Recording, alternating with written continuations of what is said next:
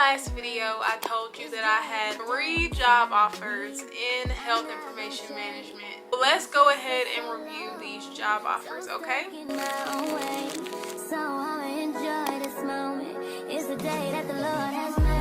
Obviously, I'm not going to say any company names, but I am going to get into the jobs and the roles that are associated with them.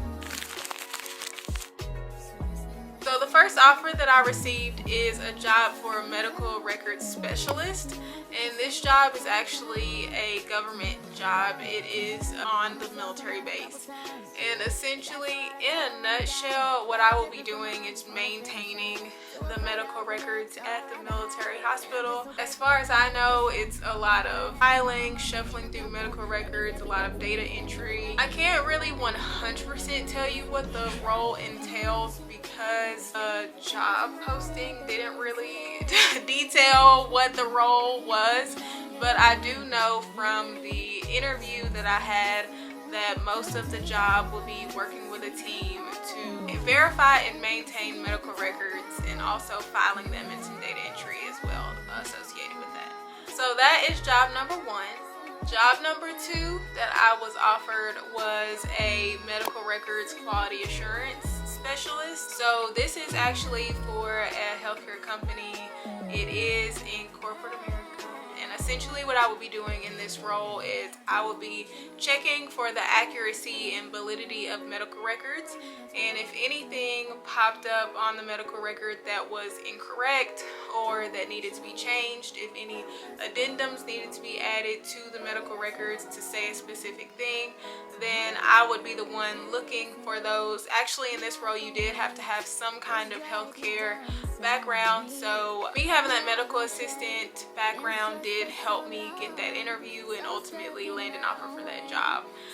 So you do have to know a lot of medical terminology for this position because you have to be able to point out things that are incorrect. Like, for example, this is going to be just a really simple example, but if somebody's medical record says that they have hypertension and their listed blood pressure is 120/80, then that will be something that we have to speak with the provider about. That is what job number 2 is. I actually know a lot about that job because that job's description was very detailed. Job number 3 is a medical records retrieval specialist. So in that position, essentially I would be responsible for retrieving medical reports and medical charts from outside facilities. I do a lot of it at the hospital that I work at now. There are a lot of times whenever patients are coming in for specific procedures where they need to review the previous scans and reports for a patient. So if a patient is coming in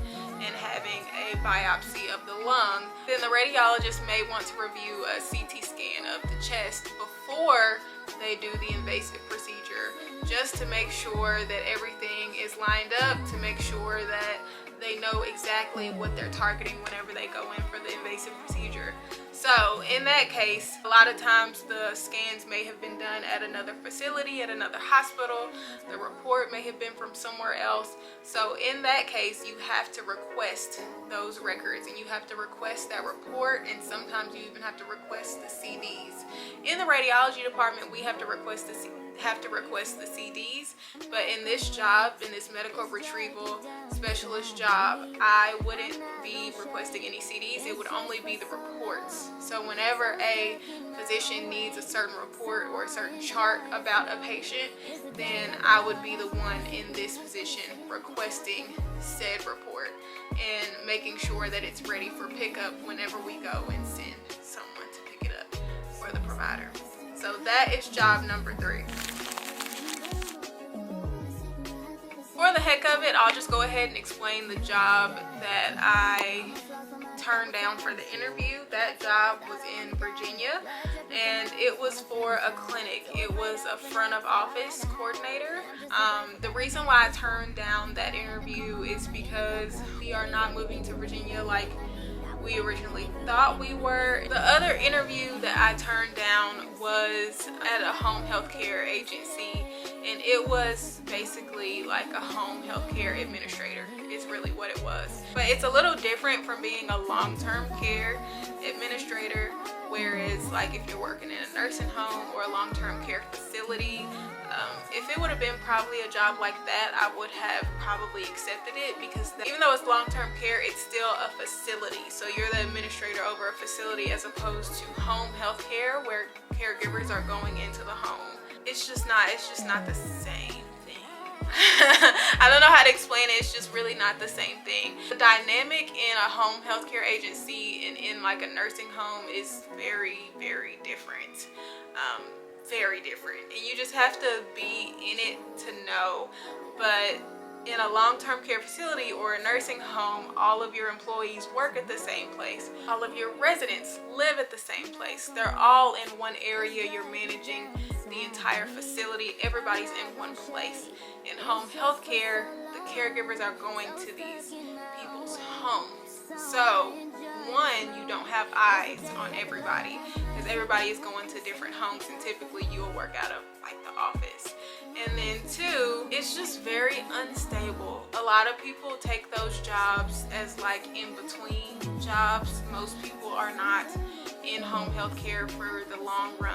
I mean, at least from my experience, most of them are like passerbyers. They just need something quick. It's very easy to get hired as a caregiver, so they need something quick, so they go into that. And so because of that, that causes a lot of problems with high turnover, with people not going to their shifts, and then other people having to cover for shifts. And although the role I would have been doing was a more admin focused role, there was some managerial responsibilities as far as being over some of the caregivers, and that is just not something that I want to do, because that line of work is so unstable and people are always shuffling in and out all the time. And on the interview, the lady was like, yeah, you'll be supervising caregivers as well, and you know, if one of them is not able to go in, or one of them doesn't show up on the weekends, you may have to go and fill in for them in their shift. And although I enjoyed my time whenever I was in home health care in college, it's not really something that I want to circle back to. You know, I feel like I've surpassed that level career-wise, and so it's not really something that I feel like I need to partake in at this point in my career. I felt like there were bigger challenges out there for me. I didn't feel like it was a job where I would really learn a lot, especially with me having experience in home health care already. And at this point in my career, I'm really looking for challenge. I'm looking for new ways to learn. I'm looking for things to pull me out of my comfort zone. I'm looking to go more into that big girl job bracket. You know, I'm not really trying to stay in one lane just because it's familiar. I'm really looking to step into something new, step into something that is going to give me valuable skills for the position that I know I am prepping myself to hold in the future.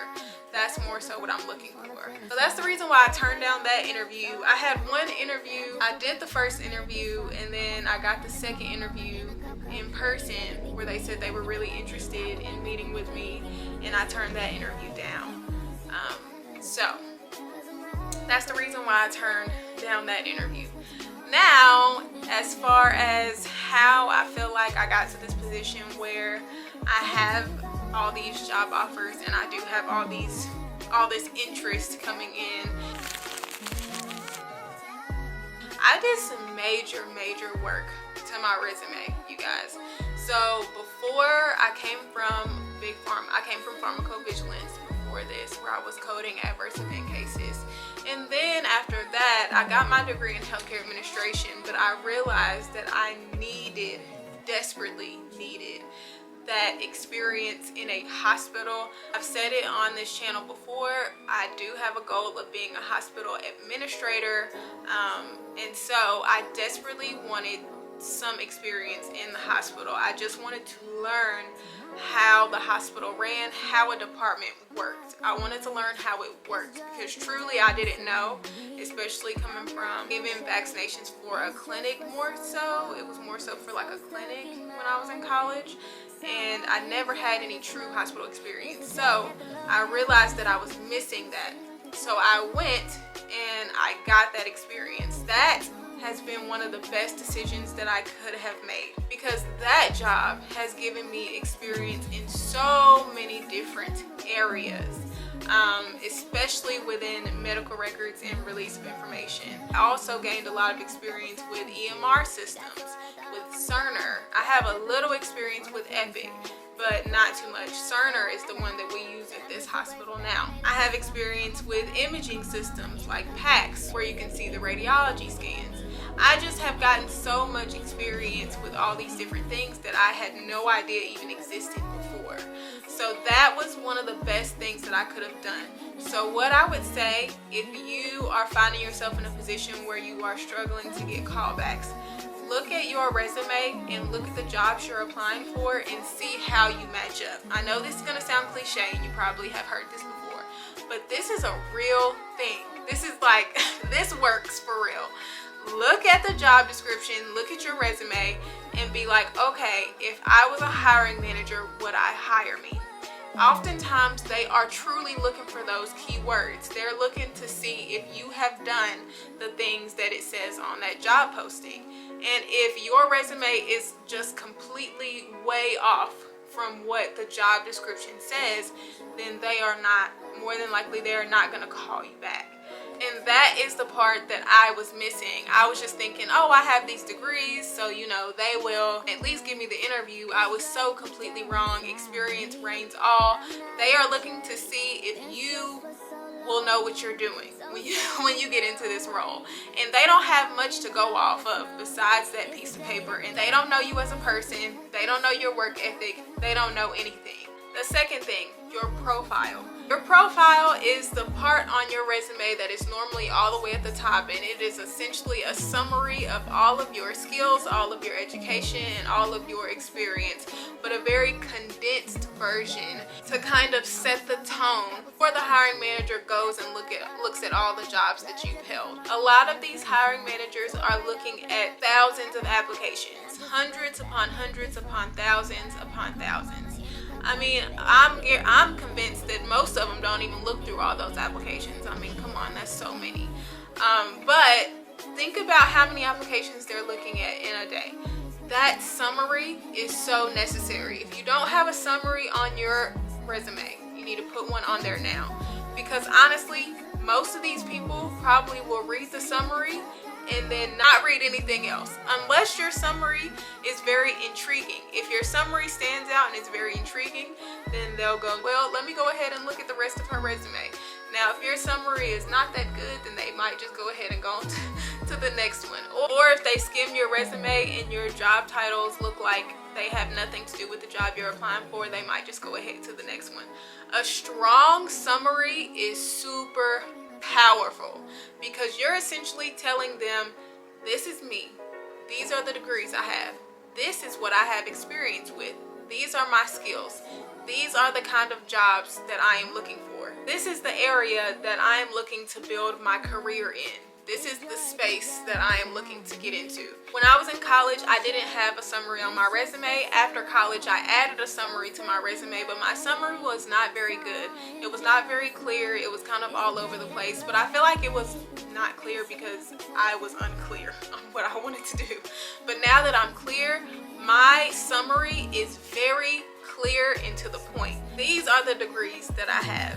These are the skills that I have in relation to that degree. These are the experiences that I have that have built off of that degree and those skills over time. And these are my potential career goals. This is where I want to continue building my skills. These are the job opportunities that I am interested in moving forward. That combination is essentially all they need to see. That is all they need to see in order to figure out if they want to interview you or not. You don't want to leave your resume open for interpretation. You don't want the hiring managers to have to guess anything, to guess what you're good at, to guess what you want to get into. You want it to be so clear and in their face that even if you don't have a lot of experience in this specific area, they still feel like it would be a good idea to hire you, because at least you have a clear vision on what it is that you want to do. So you want that thing to be super tight and on point, because whenever it's tight and on point, even if you don't have the most experience in an area, it will still look good that you have such clear vision. Make yourself a good summary. My career coach helped me with my summary a lot. She also helped me with my bullet points under my jobs a lot. Look up job postings that you might be interested in and compare your resume to that job posting.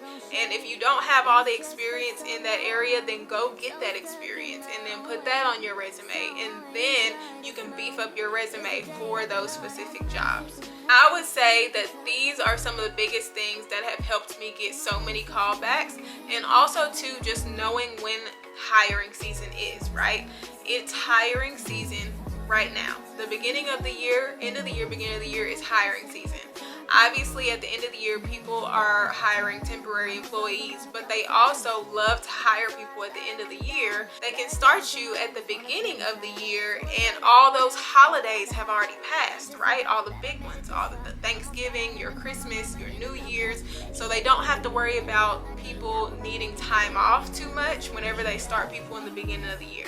So the end of the year and beginning of the year is a big hiring season. So you're gonna see a lot more action during this time than you will in, let's say, I don't know, summertime. I will let you guys in on what job I decide to go with later on. Please let me know if you have any questions down below or any ideas on videos that you all want me to do.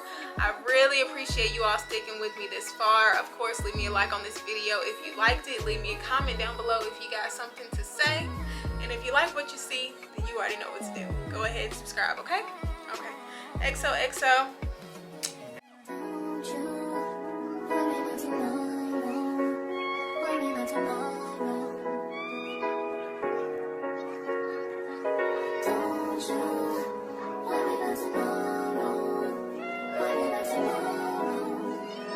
Tomorrow